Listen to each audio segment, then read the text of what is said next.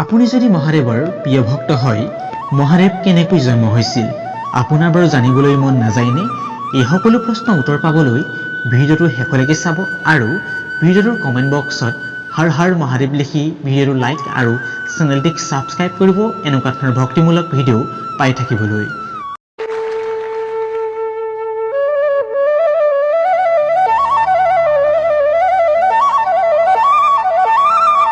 প্ৰিয় দৰ্শকসকল, হিন্দু ধৰ্মত 4 বেদ আৰু 18 পুৰাণ আছে।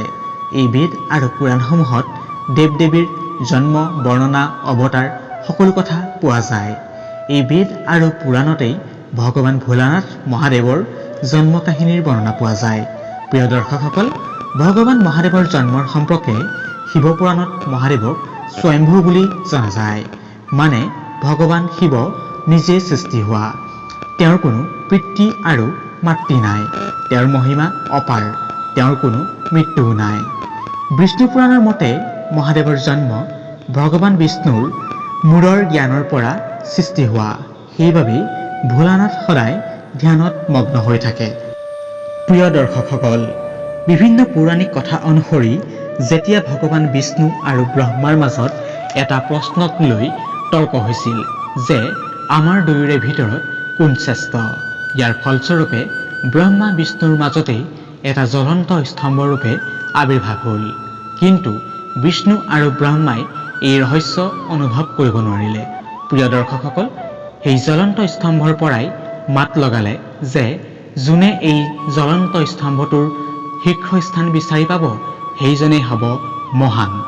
সেই কথা শুনাৰ লগে লগে ভগৱান ব্ৰহ্মাই এটা পক্ষীৰ ৰূপ লৈ ওপৰৰ অংশ বিচাৰিবলৈ গ'ল আৰু ঠিক সেইদৰে বিষ্ণুৱেও এটা বৰাহ ৰূপ লৈ সেই একেই স্থান বিচাৰিবলৈ গ'ল। দুয়ো স্থানত পাৰ্গত আছিল আৰু বহু চেষ্টা কৰিও তেখেতলোকে বিচাৰিব নোৱাৰিলে। কিন্তু বহু সময়ৰ মূৰত কোনেও জ্বলন্ত স্তম্ভৰ শীৰ্ষস্থান নেপালে। প্ৰিয় দৰ্শকসকল, ভগৱান বিষ্ণু আৰু ব্ৰহ্মাই হাৰ মানি ল'লে। অৱশেষত সেই জ্বলন্ত স্তম্ভৰ পৰাই মহাদেৱৰ নিজৰ ৰূপ দেখা পালে আৰু নিজৰ ৰূপ মহাদেৱে লাভ কৰিলে। আৰু অৱশেষত ভগৱান বিষ্ণু আৰু ব্ৰহ্মাই স্বীকাৰ কৰিলে যে মহাদেৱেই হৈছে অধিক শক্তিশালী আৰু সৰ্বশ্ৰেষ্ঠ। প্ৰিয় দৰ্শকসকল, এই স্তম্ভকেই হৈছে মহাদেৱৰ প্ৰতীক যে তেওঁ অমৰ আৰু সেইবাবে মহাদেৱক কোৱা হয় স্বয়ম্ভু বুলি।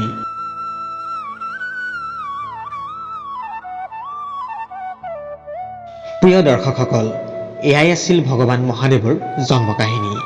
যদি এই ভিডিঅ'টো চাই ভাল পালে ভিডিঅ'টো লাইক কৰিব, শ্বেয়াৰ কৰিব আৰু চেনেলটো যদি সুন্দৰ সুন্দৰ ভিডিঅ' পাই থাকিবলৈ ভক্তিমূলক ভিডিঅ'ৰ বাবে আমাৰ চেনেলটিক ছাবস্ক্ৰাইব কৰিব। ভিডিঅ'টোৰ কমেণ্ট বক্সত ভিডিঅ' চাই কেনেকুৱা পালে সেইটো জনাব আৰু ভিডিঅ'টোৰ বাবে আপোনালোকে হৰ হৰ মহাদেৱ বুলি কমেণ্ট বক্সত কমেণ্ট কৰিব। ধন্যবাদ। আকৌ নতুন ভিডিঅ' লৈ অহাৰ প্ৰতিশ্ৰুতিৰে আজিৰ ভিডিঅ' ইয়াতেই সামৰণি মাৰিছোঁ। হৰ হৰ মহাদেৱ।